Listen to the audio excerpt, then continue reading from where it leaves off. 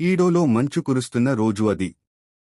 షింపాంజీ మంచులో దాదాపు అపస్మారక స్థితిలో పడి ఉండి, తాను ఇక్కడికి ఎలా వచ్చానో అని ఆలోచిస్తూ ఉంటాడు. మనం కొద్దిగా వెనక్కి వెళితే, ఓటోసే మొదటి చికి చికి కబుకిచో స్నో ఫెస్టివల్ ను ప్రకటిస్తుంది. పోటీదారులు మంచు విగ్రహాలను తయారు చేయాలి మరియు ఉత్తమమైన విగ్రహానికి గ్రాండ్ ప్రైజ్ ఇవ్వబడుతుంది. షింపాంజీ గిన్ రెండు పెద్ద మంచు బంతులను ఒకదానికొకటి కొద్ది దూరంలో ఉంచి, మధ్యలో స్తంభాన్ని ఉంచబోవడం చూస్తాడు. ముఖ్యంగా కాగురా ఆ స్తంభాన్ని తీసుకురాగానే షింపాంజీ భయపడతాడు, ఎందుకంటే వారు పురుషాంగాన్ని తయారు చేయబోతున్నారని అతను అనుకుంటాడు. కాని గిన్ మరియు కాగురా తాము Neo Armstrong Cyclone Jet Armstrong కానన్ను తయారు చేస్తున్నామని వివరించి, షింపాంజీని మురికి మనస్సు ఉన్న విపరీతమైన వ్యక్తిగా పిలుస్తారు. కొద్దిసేపటి తర్వాత హసేగావా వారిని కలిసి కానన్ ను గుర్తిస్తాడు. ఇది షింపాంజీకి ఆశ్చర్యం కలిగిస్తుంది. హసేగావా కూడా ఈ పండుగలో పాల్గొంటూ రెక్కలతో ఉన్న తన అద్భుతమైన విగ్రహాన్ని తయారు చేసి ఉంటాడు. గిన్ మరియు కాగురా విపరీతంగా అసూయపడతారు.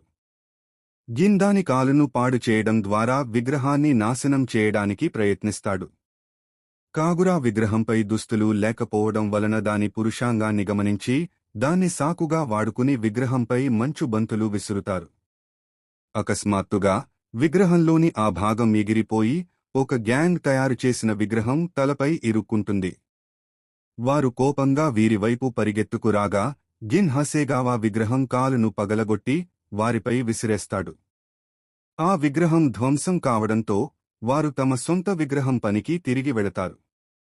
గిన్ ఆ కానన్కు రెక్కలు పెట్టే ఆలోచనను దొంగిలిస్తాడు. తరువాత కట్సురా వచ్చి కానన్ను గుర్తించి తన సొంత పనిని వారికి చూపిస్తాడు. అతను పిల్లలు ఆడుకోవడానికి మంచుతో చేసిన ఆట స్థలాన్ని తయారు చేసి ఉంటాడు. మళ్లీ అసూయతో కాగురా మరియు గిన్ కట్సురా విగ్రహాన్ని కూడా నాశనం చేస్తారు. వారు తమ విగ్రహం డిజైన్లో అమలు చేయడానికి మరొక ఆలోచనను దొంగిలిస్తారు. తరువాత సాచాన్ వచ్చి తాను చేసిన శిల్పాన్ని వారికి చూపిస్తుంది. ఆమె ఏం చేసిందో ఊహించడం ఎవరికీ కష్టం కాదు. వారు వెంటనే గిన్ యొక్క విగ్రహాన్ని చూస్తారు. అది చేతులు తెరిచి ఏదో పట్టుకున్నట్లుగా ఉంటుంది. గిన్ ఆ విగ్రహాన్ని మెచ్చుకోగా, సాచాన్ దాని చేతులపైకి ఎక్కుతుంది. ఆమె బరువుకు అవి విరిగిపోతాయి. ఆమె వాటిని తిరిగి ఉంచడానికి ప్రయత్నిస్తున్నప్పుడు ఆమె విరిగిన చేతులతో ఓటే రొమ్ములను తాకుతుంది. అయితే ఓటే సాచాన్ బదులు గిన్ను పిడిగుద్దు గుద్ది గాల్లోకి విసిరేస్తుంది. ఓటే తరువాత తన సహోద్యోగులతో కలిసి తయారుచేసిన విగ్రహాన్ని చూపిస్తుంది. అది బయట అమ్మాయిలు మరియు జంతువులతో ఉన్న ఒక పెద్ద భవనం. దాని వైభవాన్ని చూసి ఆశ్చర్యపోయి తమ పనికి సిగ్గుపడి కాగురా మరియు గిన్ ఇంటికి వెళ్లాలని నిర్ణయించుకుంటారు. ఆ క్షణంలో హసేగావా మరియు కట్సురా వచ్చి హసేగావా విగ్రహం పురుషాంగానికి ఉపయోగించిన వస్తువుల వంటి వాటిని విసిరి అన్ని శిల్పాలను పాడుచేస్తారు. ఇది పెద్ద మంచు యుద్ధం ప్రారంభానికి దారితీస్తుంది. ఈ సందర్భంగా ఓటే ఒక పెద్ద మంచు తాబేలును ఒక గుంపు పైకి విసిరి 100 బాగెండాష్ గ్రాండ్ ప్రైజ్ తనకే సొంతం అని అరుస్తుంది. గిన్ మరియు కాగురా ఆ మాట వినగానే గ్రాండ్ ప్రైజ్ నగదు అనుకుని కోపంతో ఆ యుద్ధంలో చేరతారు. ఎపిసోడ్ ప్రారంభంలో ఉన్నట్లుగా స్క్రీన్ మళ్లీ షింపాంజీపై దృష్టి సారిస్తుంది. అతను ఓటోసేతో మాట్లాడుతూ ఇది నిజంగా మంచు యుద్ధమా అని అడగగా, ఆమె కాదు అని బదులిచ్చి ఇది ఒక పండుగ అని సమాధానం ఇస్తుంది. వేసవి కాలంలో ఒక జంట బాణాసంచా చూస్తుండగా ఆ స్త్రీ కొంచెం చికాకుగా ఉన్న దృశ్యంతో కథ ప్రారంభమవుతుంది. యోరోజియాను ఒక పెద్ద భవనానికి ఆహ్వానిస్తారు మరియు వారు డైనింగ్ రూంలో తమ క్లయింట్ కోసం ఎదురుచూస్తూ ఉంటారు. వారి ముందు చాలా ఖరీదైన వంటకాలు ఉంచుతారు. వాటిని ఎలా తినాలో వారికి తెలియదు. వారు నత్త గుల్లలను ఉపయోగించి బట్లర్ను కొట్టడానికి ప్రయత్నిస్తారు. ఇంతలో వారు అక్కడ తింటున్న ఒక వృద్ధుడిని అకస్మాత్తుగా గమనిస్తారు. వారంతా అతనితో కలిసి భోజనం చేస్తారు. కొద్దిసేపటికి వారి క్లయింట్ కనిపిస్తాడు.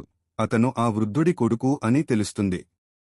తన తండ్రి ఒకప్పుడు ఈడోలోనే గొప్ప బాణాసంచా తయారీదారు అని, కాని ఇప్పుడు వృద్ధాప్యం కారణంగా ఒక అనారోగ్యంతో బాధపడుతున్నాడని, కొన్ని రాత్రులు రహస్యంగా వెళ్లి కొన్ని రోజులు కనిపించకుండా పోతున్నాడని అతను వారికి వివరిస్తాడు. యోరోజియాకు ఆ వృద్ధుడిని చూసుకోవాలనే పని అప్పగిస్తారు. కాని ఆ వృద్ధుడు తన ప్రేయసి దగ్గరకు వెడతానని చెప్పి తప్పించుకోవడానికి ప్రయత్నిస్తాడు. ఆ ముగ్గురూ అతన్ని వెంబడిస్తారు. వారు అనుకోకుండా ఒక గదిలోకి ప్రవేశిస్తారు. అక్కడ వృద్ధుడి అనారోగ్యంతో ఉన్న భార్య వారి కొడుకుతో కలిసి విశ్రాంతి తీసుకుంటూ ఉంటుంది. ఆమెను చూసుకోవడంలో అతను తన సమయాన్ని పూర్తిగా వెచ్చించినందున బాణాసంచా తయారు చేయడానికి సమయం దొరకలేదని, అందుకే అతను తన భార్యను గుర్తుంచుకోలేకపోయాడని వారు అతనికి వివరిస్తారు. అతనికి గుర్తు చేయటానికి వారు మరొక్కసారి ప్రయత్నిస్తారు. కాని అతను సెలవు తీసుకుని తన ప్రేయసిని కనుగొనడానికి బయటకు వెడతాడు. గిన్ అతన్ని ఒక ఇంటి వరకు అనుసరిస్తాడు. అక్కడ కుటుంబ బట్లర్ కూడా అతన్ని గమనిస్తూ ఉంటాడు. వారికి పేలుడు శబ్దం వినిపిస్తుంది.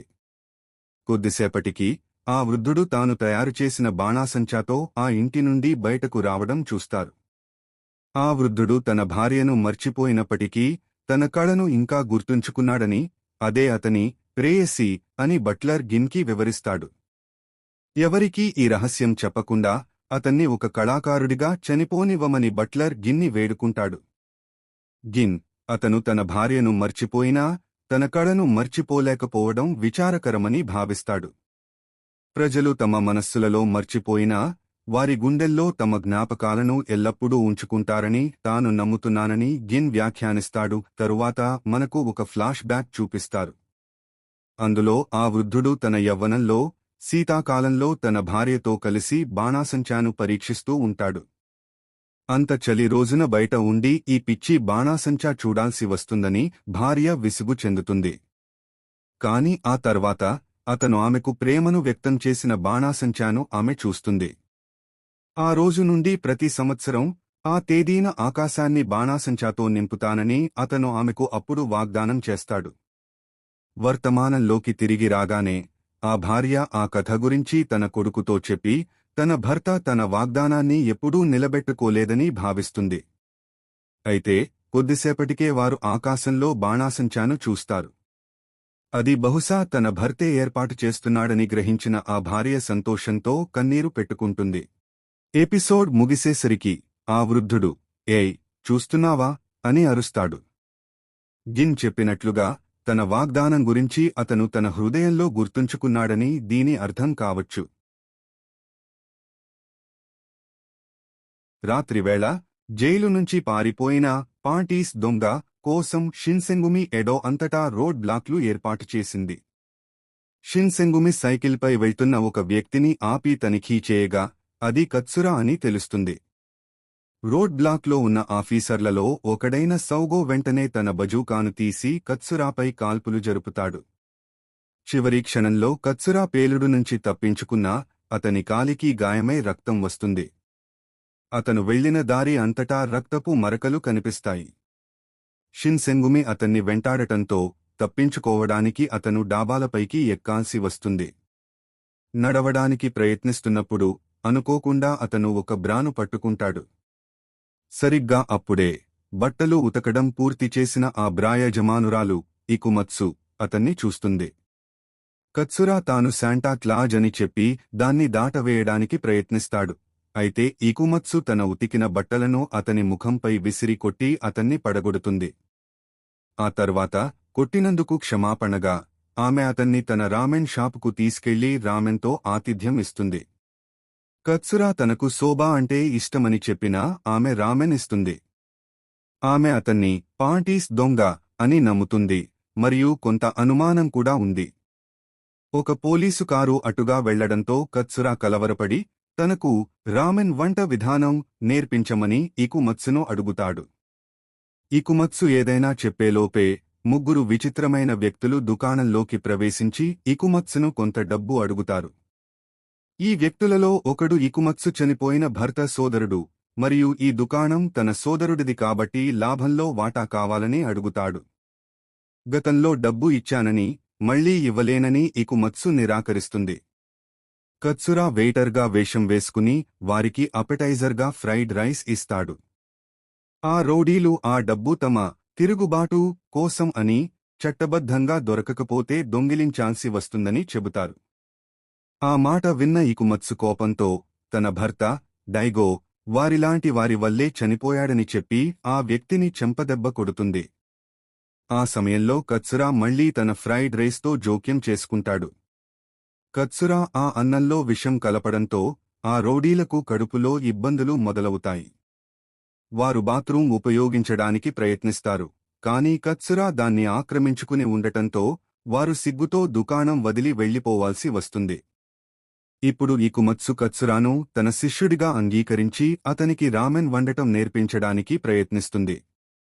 కత్సురా ఎప్పుడూ రామెన్ డెలివరీలకు బయటికి వెళ్లడానికి సాకులు చెబుతూ ఆ రౌడీలను దుకాణం దరిదాపుల్లోకి రాకుండా చూస్తుంటాడు.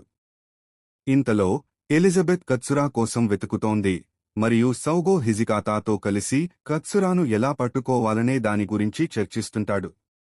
ఒక సాయంత్రం ఇకుమత్సు అతని శ్రమకు గుర్తుగా కత్సురాకు కొన్ని స్నాక్స్ ఇస్తుంది. తరువాత తన భర్తను తిరుగుబాటుదారులు హత్య చేశారని మరియు వారు దేన్ని మార్చలేరనే భావనతో వారిని ఎంతగా ద్వేషిస్తుందో చెబుతుంది. ఇది కత్సురాను తీవ్రమైన ఆలోచనలో పడేస్తుంది. రామెన్ షాప్లో జీవితం మామూలుగా సాగుతుండగా అకస్మాత్తుగా ఒక మధ్యాహ్నం ఆ రౌడీలు ఇకుమత్సును అపహరిస్తారు. కత్సురా వారిని వెంబడించి 2 రామెన్ వంటకాలతో వారి ముఖాలను కొట్టి పడగొట్టి స్పృహ కోల్పోయేలా చేస్తాడు. ఆ ప్రదేశానికి దగ్గరలో ఉన్న షిన్సెంగుమి కత్సురాను గుర్తించి సౌగో తన బజూకాతో అతని వైపు దూసుకుపోతాడు. కత్సురా ఇకుమత్సును విడిపించి తాను తిరుగుబాటుదారుడిననే నిజం చెప్పనందుకు ఆమెకు క్షమాపణలు చెప్తాడు. తనకు అది మొదటినుంచీ తెలుసని, అవసరంలో ఉన్న వ్యక్తిని వదిలిపెట్టలేనని ఇకుమత్సు అతన్ని ఓదార్చుతుంది. దానితో వారు ఒకరికొకరు కృతజ్ఞతలు చెప్పుకుని విడిపోతారు. సౌగో వెంటాడుతుండగా కత్సురా తప్పించుకోగలుగుతాడు. కొన్ని రోజుల తర్వాత గిన్ తన దగ్గర కొంత డబ్బు ఉండటంతో రామెన్ షాప్కు వెళ్తాడు మరియు ఇకుమత్సు మెనూలో సోబాను చేర్చడాన్ని గమనిస్తాడు.